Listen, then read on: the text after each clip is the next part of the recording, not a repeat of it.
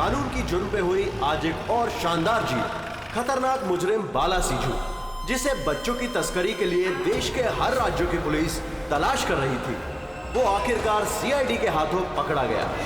अब सीआईडी की टीम बाला से पूछताछ करेगी और बाला के इंटरोगेशन का वीडियो बना के उसे सबूत के तौर पर अदालत में पेश करेगी, ताकि बाला को सख्त से सख्त सजा दी जा सके।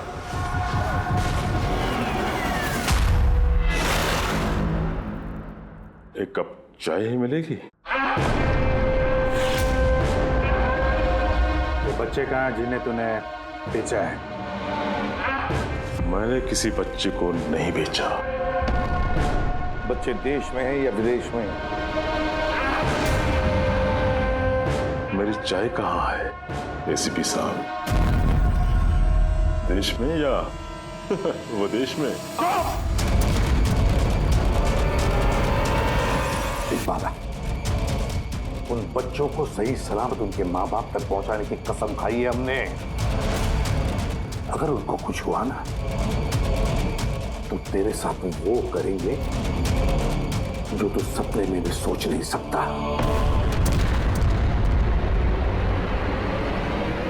एसीपी साहब, आप मुझे धमकी दे रहे हो? हाँ? शुक्र मना हम लोग हैं तो सिर्फ बात कर रहे हैं। अगर दया होता ना तो क्या कर लेता वो? ज्यादा से ज्यादा मेरे लिए चाय बना के लाता वो।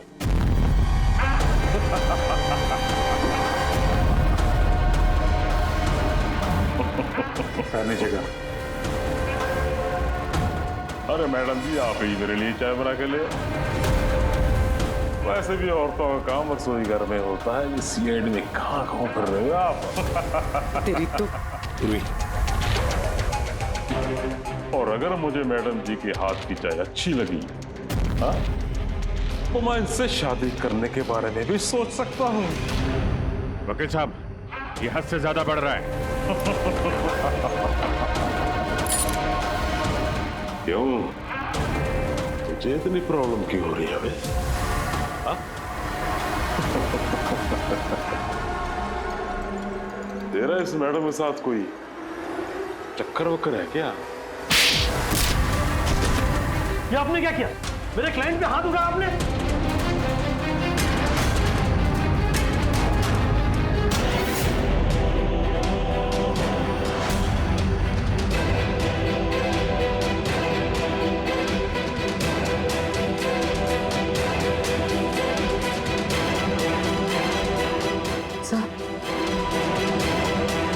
So he's dead?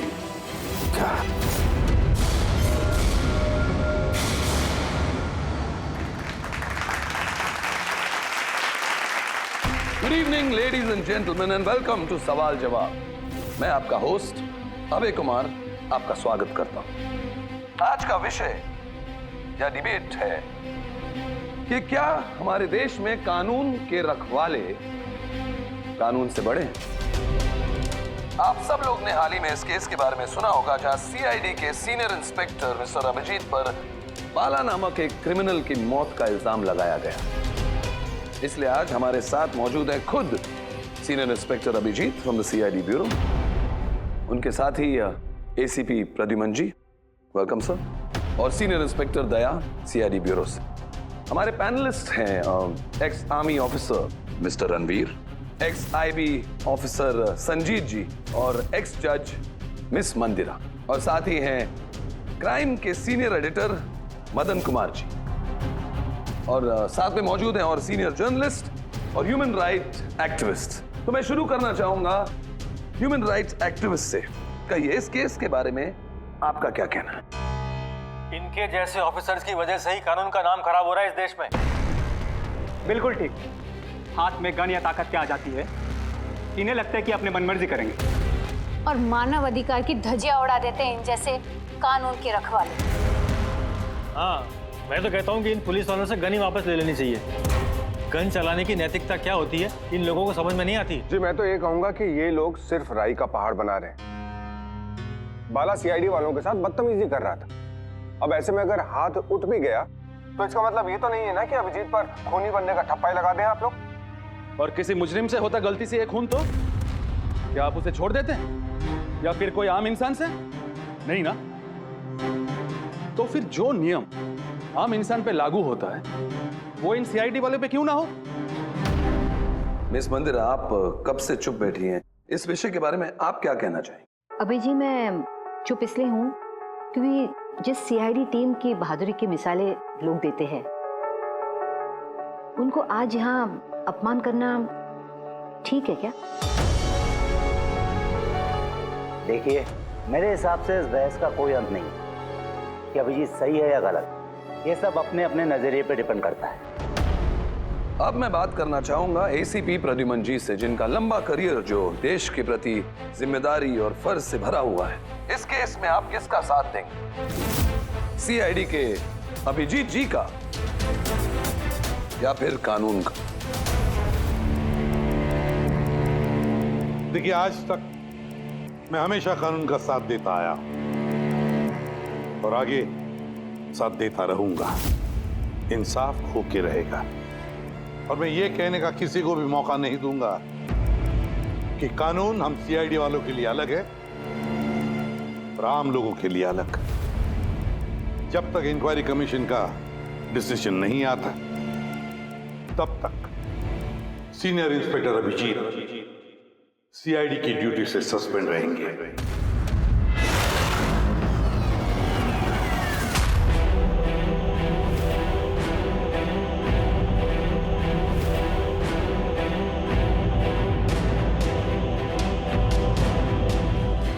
एक मिनट से।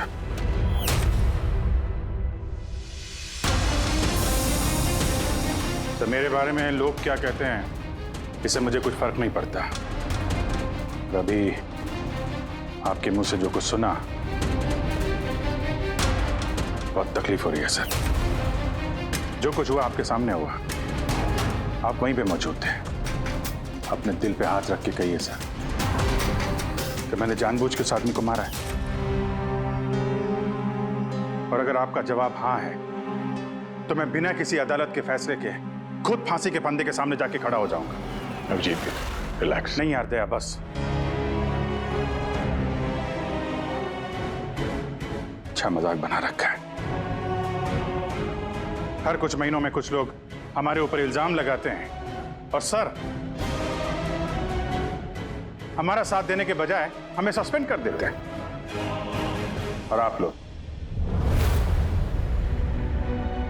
बड़ी बड़ी बातें कर रहे थे मानव अधिकार की। क्या कह रहे थे आप? हमारे हाथों से गन ले लेनी चाहिए। अगर आज आप लोग अपने घरों में सुरक्षित तरीके से होली दिवाली मना रहे हैं वो इसलिए कि हमारे हाथों में गन्स हैं। हम लोग रात भर जागते हैं ताकि आप लोग चैन की नींद सो सकें। जब मुजरिम यहां सर पे बंदूक तानता है, छाती पे गोली चलाने वाला होता है और तब आपको यह याद दिलाया जाता है कि आपको पलट के मुजरिम पे वार नहीं करना है, सिर्फ टांग पे गोली चलानी है, उस दिन मैं आपसे ह्यूमन राइट्स और मानव अधिकार की स्पेलिंग पूछूंगा। उस दिन। आज मैं दुनिया वालों के सामने खुल के बोलना चाहता हूं, बाला जैसे आदमी को जिंदगी जीने का कोई अधिकार नहीं। वैसे भी अदालत उसे फांसी की सजा देती ना।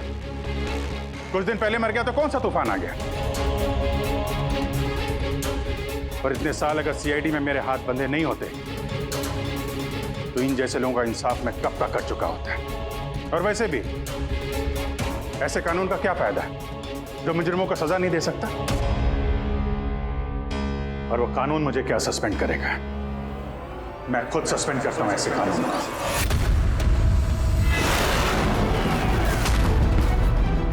दिल में जज्बा और जेब में इस्तीफा लेकर हमेशा घूमता हूं मैं।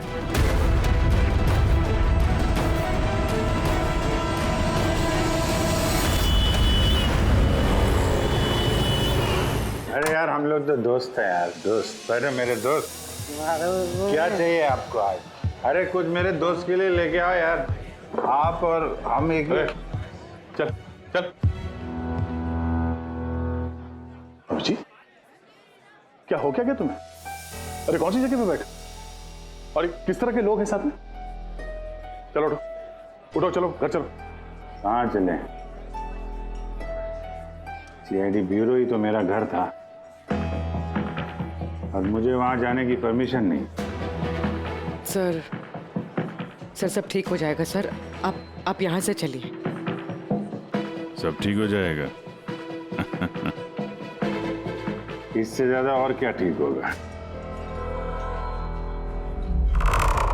और अब मैं सीआईडी ऑफिसर नहीं हूं। कोई भी ह्यूमन राइट्स वाला, कोई भी इंक्वायरी कमीशन मेरा कुछ नहीं बिगाड़ सकती। सारे मुजरिमों को एक एक करके मार डालूंगा मैं, और तुम लोग भी मेरा कुछ नहीं कर सकते। और ना वो तुम्हारा एसीपी प्रद्युमन। जाओ उसके पास जाओ तुम लोग, मुझे तुम लोगों की शक्ल नहीं देखनी। जाओ। अभिजीत तुम होश में भी हो? तुम्हें पता है तुम क्या बोल रहे हो? अरे छोड़ो यार, ये दोस्ती दिखानी थी ना तो उस दिन दिखानी चाहिए। आज ही अपनेपन का ढोंग करने की कोई जरूरत नहीं है। क्या बोला तुमने? ढोंग?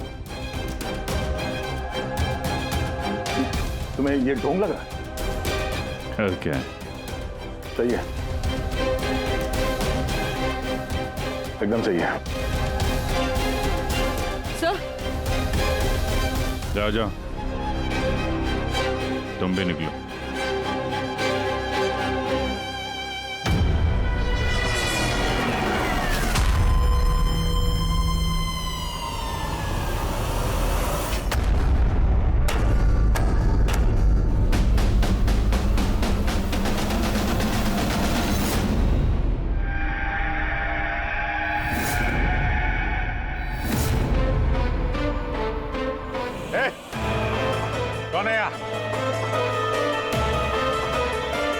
आंखों में पट्टी क्यों बांध रखी है? बोलो मुझे, कहां लेके आ गए? कौन हो तुम लोग? खोलो मुझे।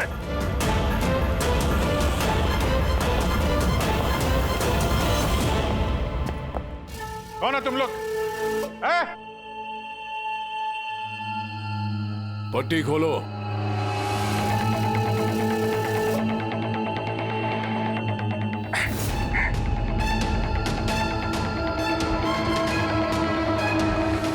जानते हो किसे किडनैप किया तुमने?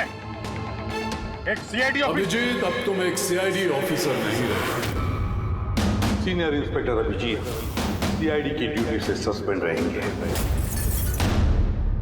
डरो मत, तुम्हें हमसे कोई खतरा नहीं। हमें अपना दोस्त समझो। दोस्त? आखिर हो कौन तुम लोग? सब पता चल जाएगा अभिजीत कि हम कौन हैं और तुमसे चाहते क्या हैं। अंधेरे में छुप के क्यों खड़े हो? हिम्मत है तो सामने आओ। हम अंधेरे में इसलिए हैं क्योंकि ये देश और समाज रोशनी में हमें हमारा काम करने नहीं देता। क्या मतलब? हम भी तुम्हारी तरह कानून के रखवाले हैं, लेकिन तुम कानून के दायरे में रह के काम करते हो और हम उसके बाहर। हम सीधा मुजरिमों का इंसाफ करते हैं, न कोर्ट, न कचहरी, न इंक्वायरी कमीशन, सीधे सजाए मौत।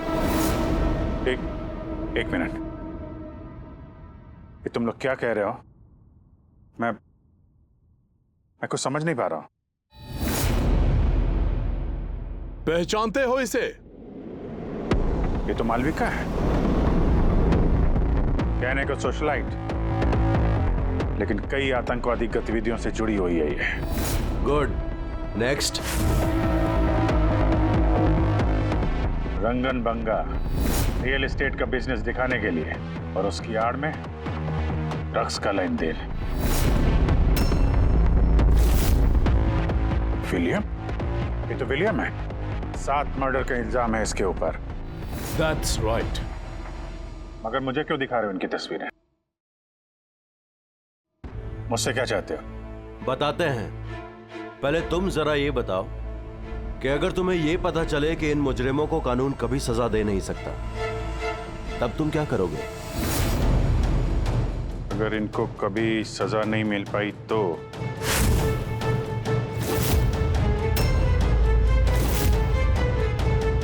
मैं खुद मार दूंगा इनको।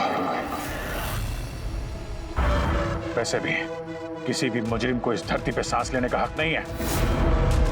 सबको कुचल के मार देना चाहिए, सबको। Very good. तुम्हारे अंदर हम यही जोश और जुनून देखना चाहते थे। हम तुम्हारा दर्द समझ सकते हैं अभिजीत। अगर बाला गलती से मारा भी गया तो क्या फर्क पड़ता है, था तो वो एक मुजरिम ही ना। अब तुम ही बताओ अभिजीत, इतने सालों की ड्यूटी का ये जो सिला मिला है तुम्हें, क्या ये ठीक है? इनके जैसे ऑफिसर्स की वजह से ही कानून का नाम खराब हो रहा है इस देश में। और मानव अधिकार की धज्जियां उड़ा देते हैं इन जैसे कानून के रखवाले। हाथ में गन या ताकत क्या आ जाती है, इन्हें लगता है कि अपने मनमर्जी करेंगे। नहीं, बिल्कुल ठीक नहीं है।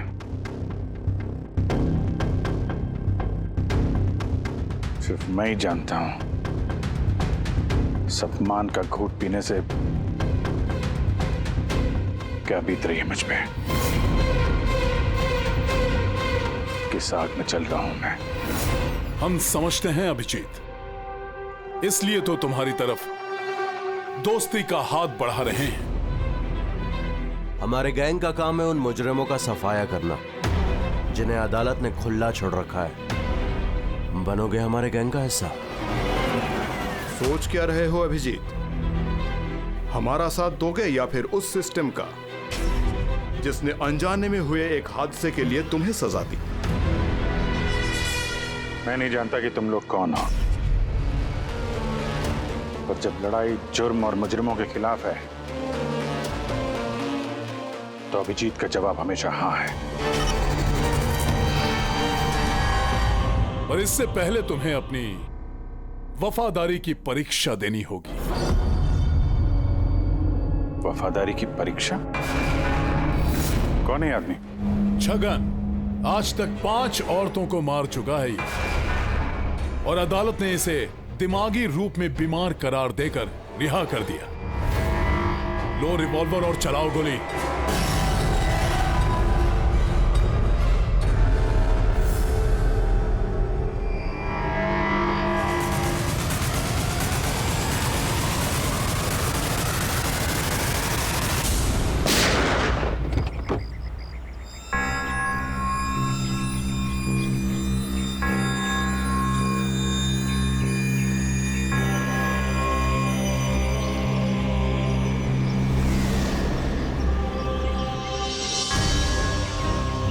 हमारे फ़ोन का इंतज़ार कीजिएगा। और हाँ, जो आपको तकलीफ हुई ना, उसके लिए सॉरी। और एक बात ध्यान में रखिएगा, फ़ोन हमेशा अपने साथ रखिएगा। अगर बाथरूम जाना है तो भी।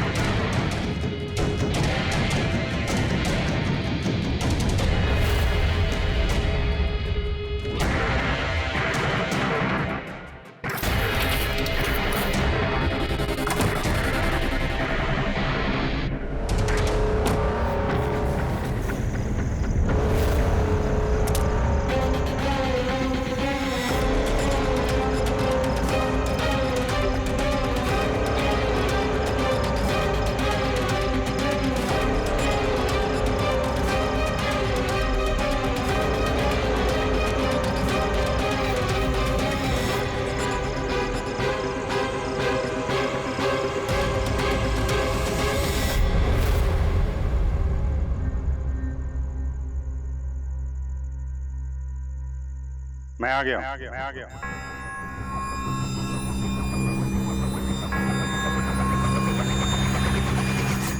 हमारा अंदाजा सही निकला। मतलब जो कहानी हमने फैलाई थी वो मान लिया उन लोगों ने। और चारा ही क्या था, जिस जाल में वो लोग फंसे हैं उसे हमने 1 महीने पहले ही फेंका था। सर, इतने खतरनाक मुजरिमों का एक के बाद एक ऐसे खून हो जाना, ये संयोग नहीं हो सकता सर। सर, इन सब मुजरिमों का ये नया दुश्मन कहाँ से आ गया? आ गया या आ गए, इन पांचों का कोई एक ही दुश्मन होना जरा मुश्किल लगता है। पर सर, अलग अलग दुश्मन है तो फिर सबने एक साथ हमला कैसे किया? पूरी लोग अलग अलग हो सकते हैं, लेकिन गैंग एक ही है, मकसद भी एक ही, बुरे लोगों का खात्मा करना। लेकिन कानून को अपने हाथ में लेकर अलग अलग शहरों पे अलग अलग टाइम पे खून करना, इतनी लंबी प्लानिंग किसी एक आदमी के बस की बात तो नहीं है। बिल्कुल ठीक कह रहे हो अभिजीत। लगता है कुछ मिल गया तुझे, हैं? हाँ बस। क्या? बस इसमें कोई एक खूनी नहीं है, क्योंकि अधिकतर हर एक खूनी का खून करने का अपना एक खास पसंदीदा तरीका होता है, लेकिन यहां पर ऐसा नहीं। ये देखो, इसे गोली मारी गई है। गोली बहुत दूर से मारी गई है, लेकिन गोली सीधी जाकर के दिल में लगी है, 1 इंच भी इधर उधर नहीं। दूसरा, इसे मार्शल आर्ट के किसी एक खास मूव से मारा गया है, बहुत ही खतरनाक, एक झटके में चित। और ये तीसरा मर्डर? ये तीसरा, इसे जहर से मारा गया है। एक खास नुकीली चीज से जहर इंजेक्ट किया गया है सीधा आर्टरी में, जहर तुरंत खून में मिल गया और ये खत्म। तो तीसरा मर्डर भी किसी एक्सपर्ट ने किया है सर? हाँ, ये पहला शार्प शूटर, दूसरा मार्शियल एक्सपर्ट और तीसरा खास तरीके से जहर का इंजेक्शन देने वाला। ये जो भी है, इन्होंने अलग अलग तरीके से जान लेने की ट्रेनिंग पाई है, जैसे कोई स्पेशल एजेंट। और शायद इस गैंग में इस तरह की सोच रखने वाले और भी लोग शामिल होंगे जो समाज से मुजरिमों को मिटाना चाहते हैं। सर, अगर ये लोग इतने एक्सपर्ट हैं तो ना ही कोई सुराग छोड़ेंगे, ना ही कोई पहचान। इन तक पहुंचेंगे कैसे? लोहा लोहे को काटता है पूर्वी। इन लोगों की गैंग तक पहुंचने का एक तरीका है, बाला की मौत का नाटक। सब कुछ प्लान के मुताबिक चल रहा था सर। फिर उन्होंने मुझे एक आदमी के ऊपर गन तान के ट्रिगर दबाने को कहा। और तुमने ट्रिगर दबा दिया? Yes sir.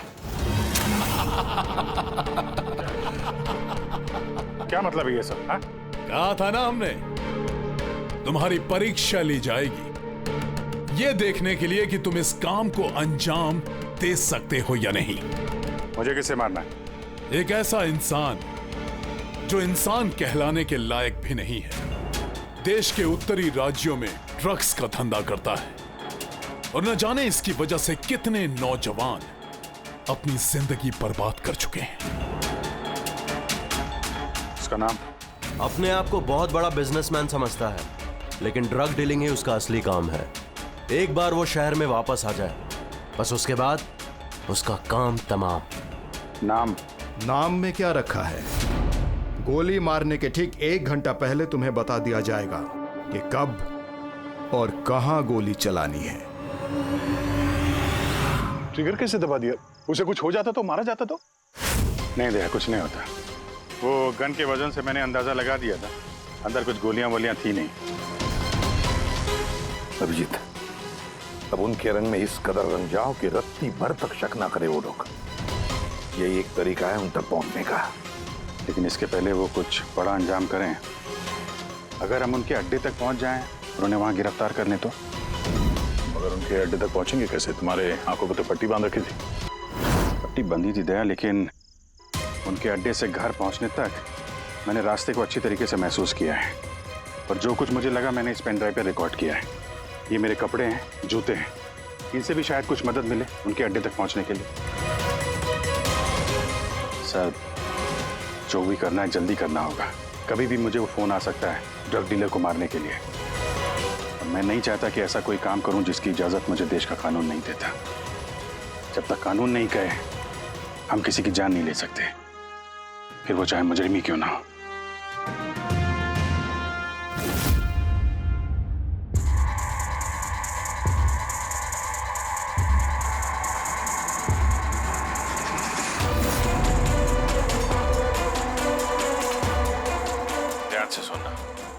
मिला के 1.5 घंटे लगे थे मुझे उनके अड्डे से अपने घर आने में। कार की स्पीड 60 के ऊपर नहीं गई होगी। 15 मिनट गाड़ी ट्रैफिक जाम में फंसी हुई थी। 10:15 उस वक्त मुझे किसी की अर्थी जाती हुई सुनाई थी। और हाँ, जब हम अड्डे से निकले थे तो वहाँ कहीं मंदिर में आरती हो रही थी लाउड स्पीकर पे। और कुल मिला के 6 ट्रैफिक सिग्नल पे गाड़ी रुकी थी और कुछ 5 फ्लाईओवर्स थे और हर फ्लाईओवर को क्रॉस करने में करीब 40 से 45 सेकंड लगते। रेलवे स्टेशन और एक फ्लाईओवर के नीचे रेलवे स्टेशन था जहाँ पे ट्रेन की अनाउंसमेंट हो रही थी। सर आप अंदर। सर ये देखिए, अनिकेत कुमार सर, सीबीआई ने अभी थोड़े दिन पहले इससे बातचीत भी की थी। सर देश के कई जगहों पर ये ड्रग्स का धंधा करता है। अभी कहाँ है? सर वो फ्रेडी सर देख रहे हैं। सर ये पैडी है, धान। ओह, ये पैडी है। वो जो तुम अभिजीत की कमीज पर से लेके आई थी और रेशा, वो एक गनी बैग का रेशा, किसी बोरी का। मतलब पैडी और बोरा, इसका मतलब ये कोई गोदाम है। गोदाम को अपना अड्डा बना रखा है उन लोगों ने। कोई ऐसा गोदाम जहां पर अनाज रखा जाता है, या फिर कोई ग्रेन मिल। सर ये रूट लिया उन लोगों ने। ये रूट ठीक वैसा जैसे अभिजीत सर ने बताया था, विरार की तरफ जाता है ये। गुरजापुर में। हाँ डॉक्टर साहब,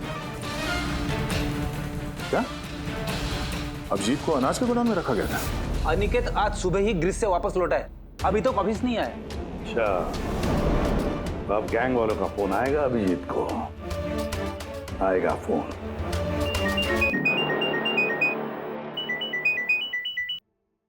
हेलो, आपके लिए एक खुशखबरी है अभिजीत सर।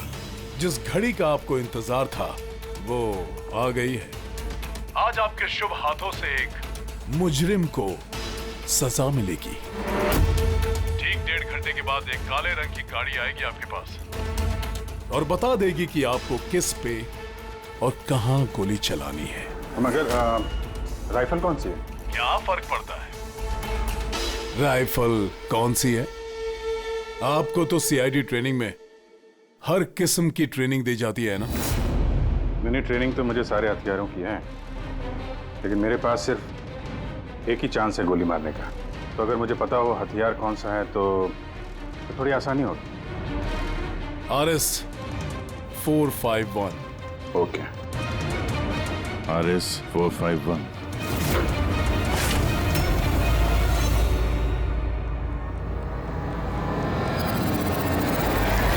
ये क्या कह रहे हैं आप? मेरी जान को खतरा है? फिर तो मैं कहीं जाऊंगा ही नहीं, घर के अंदर ही छुप के बैठूंगा मैं। सारी मीटिंग्स कैंसिल। अनिकेत, घर में छुप कर बैठने से कोई फायदा नहीं होगा।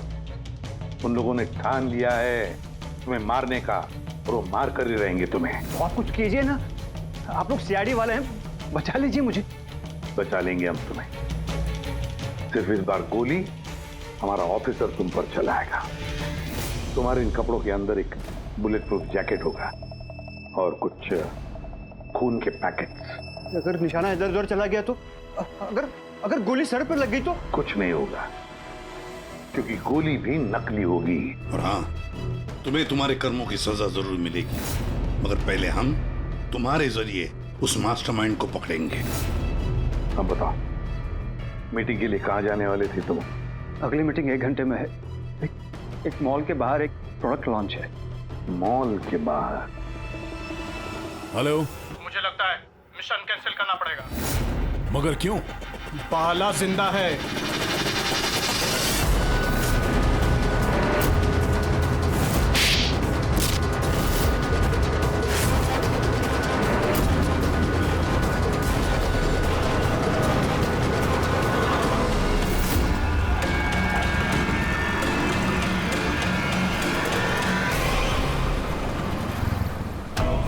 बहुत बड़ा धोखा हुआ हमारे साथ में। अभिजीत के हाथों किसी का खून हुआ ही नहीं है। प्लान कैंसिल नहीं करेंगे आप। सीआईडी और अभिजीत को इस धोखे की बहुत भारी कीमत चुकानी पड़ेगी।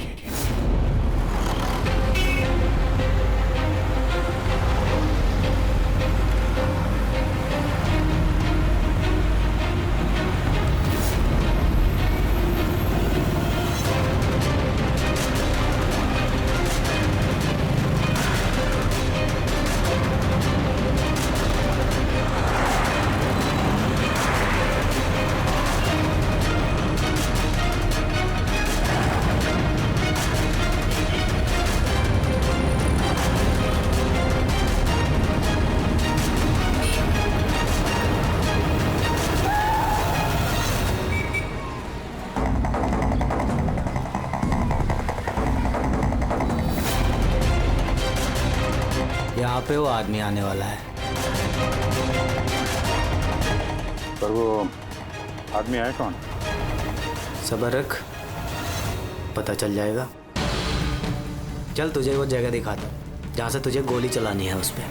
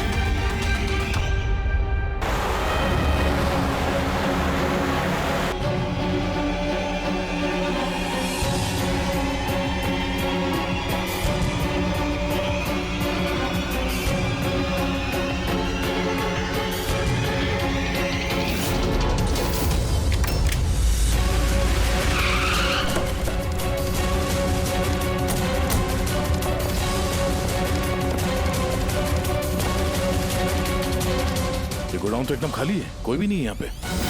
हाँ सर, ये वो गोदाम तो नहीं लग रहा है जिसे हम ढूंढ रहे हैं। ओ भाई साहब, कौन है आप लोग? क्या चाहिए? तुम यहाँ पे काम करते हो? ये गोडाउन को इस्तेमाल कर रहा था क्या? नहीं तो पिछले 2 साल से बंद पड़ा हुआ है और ये गोदाम हमारे बॉस को बेचना है। अब क्या खरीदने आए? अगर ये वो गोडाउन नहीं है तो फिर कौन सा गोडाउन है?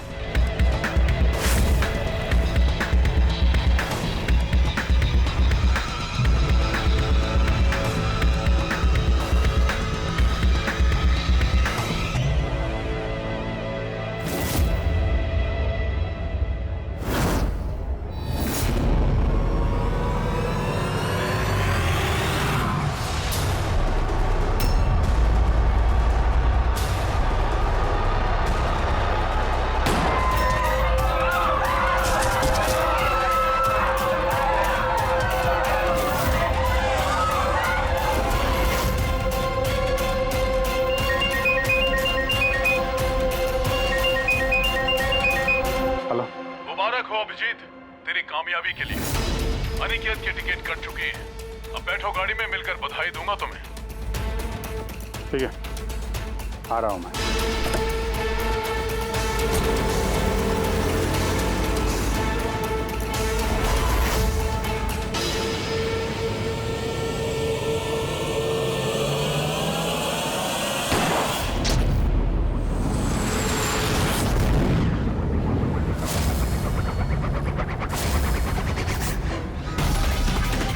पंकज, पूरा छोड़ना नहीं। Oh no sir. क्या हुआ? सर मुझसे एक गलती हो गई। वो तिलक नगर वाला गोदाम मिस हो गया। सर ये देखिए, सर वहाँ पर भी मंदिर है, स्मशान है, फ्लाईओवर है और रेलवे ट्रैक है। कहीं ये वही गोडाउन तो नहीं है? कितनी दूर है यहाँ से? सर ट्रैफिक है तो 40-45 मिनट लगेगा। सर मुझे को पता था हमारे प्लान का। अभिजीत सर नकली गोली चलाने वाले थे। अभिजीत की जान को खतरा है, दया को फोन करना होगा। दया, देखो अनिकेत पर किसने गोली चलाई है, असली गोली। हाँ, अभिजीत की जान को खतरा है। उनके आईडी का पता चल गया? नहीं सर, ढूंढ रहा हूँ। जल्दी जल्दी दया, टाइम नहीं है हमारे पास।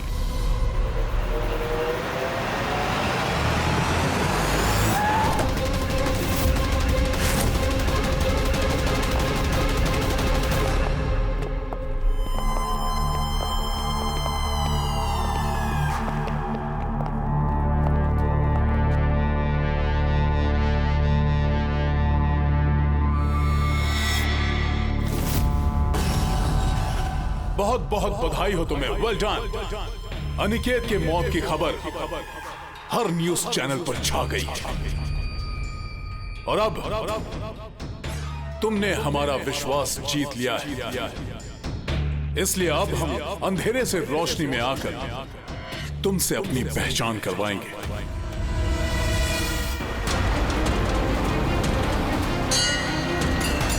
ये मंदिर है।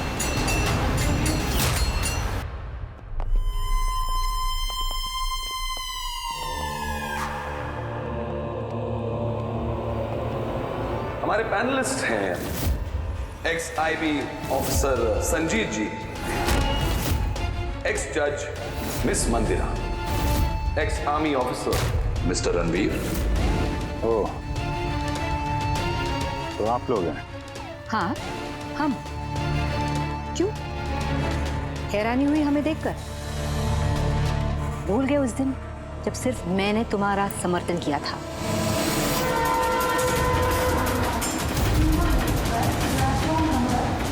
ये रेलवे स्टेशन। अभिजीत, हम सबका मकसद एक है, जुर्म का सफाया। मगर आपके ये चौथे साथी, इनको क्या हुआ है? ये सामने क्यों नहीं आ रहे? मैं सामने आऊंगा भी नहीं, क्योंकि तुम एक धोखेबाज हो।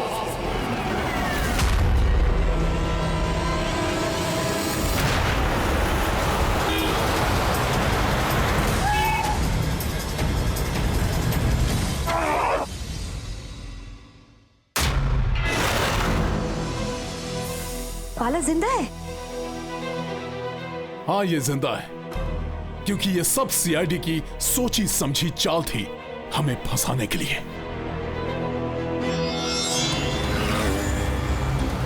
और ये स्मशान भूमि। और अनिकेत? वो भी जिंदा होगा।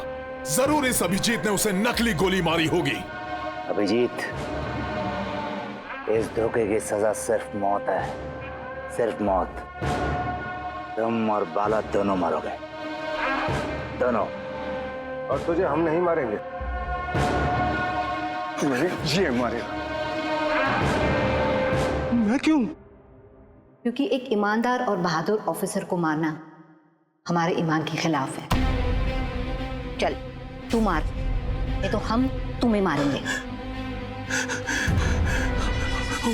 वो तो आप वैसे भी मार दोगे। नहीं, हम तुम्हें एक और मौका देंगे। चलाओ गोली। ले वाला, पिस्तौल ले। ले।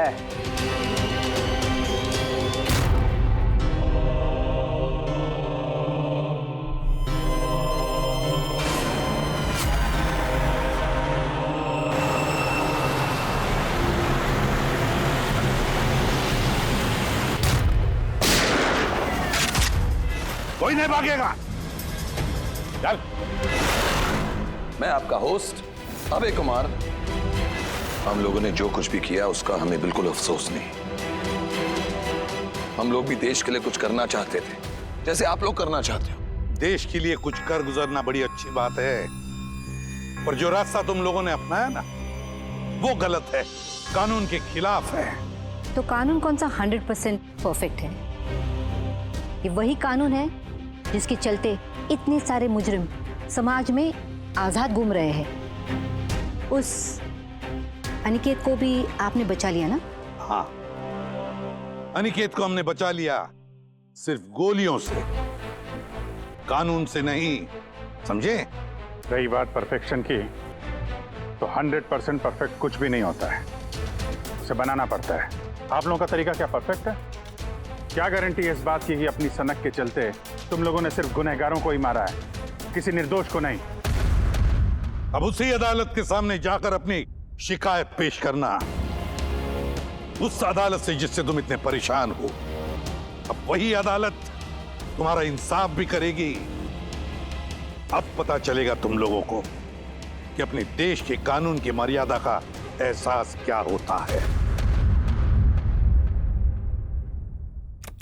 केस बड़ा ही पेचीदा था सर। हाँ, तो मुजरिम भी तो पकड़े गए और एक केस खत्म।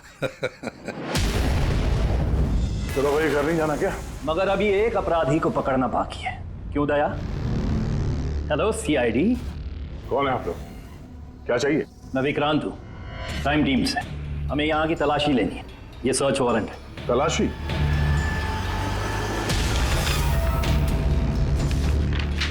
हमारी आप सबसे रिक्वेस्ट है कि आप सब हमारे साथ पूरी तरह से कोऑपरेट कीजिएगा। क्या हम जान सकते हैं कि तलाशी क्यों ली जा रही है? दमन के फांसी वाले केस में आप सबके खिलाफ कंप्लेंट है कि आप सब ने एविडेंस के साथ छेड़छाड़ की थी। दया हमारे पास है, हमारी जेल में। तो अगर दया को बचाना चाहते हो तो पहले मेरे भाई को बचाना होगा, वरना ठीक 4:30 बजे ना सिर्फ मेरे भाई को फांसी होगी बल्कि सीनियर इंस्पेक्टर दया भी फांसी पर चढ़ेगा। तलाशी शुरू करो। आप सबके फोन रिकॉर्ड्स भी चेक किए जा रहे हैं। अब आप सब पे कड़ी नजर रखी जाएगी।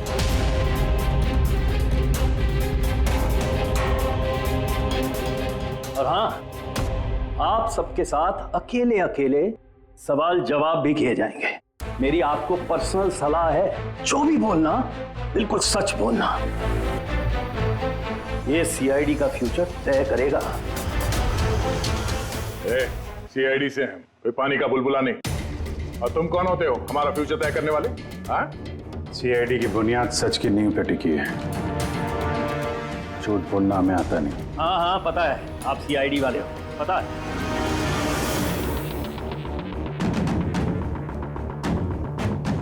लेकिन आप जो भी हो, कानून से ऊपर नहीं हो। और अब वक्त आ गया है कि आपको कानून की याद दिलाई जाए। ना पता है हमें, हम कानून से ऊपर नहीं, पर हम कानून के रखवाले हैं।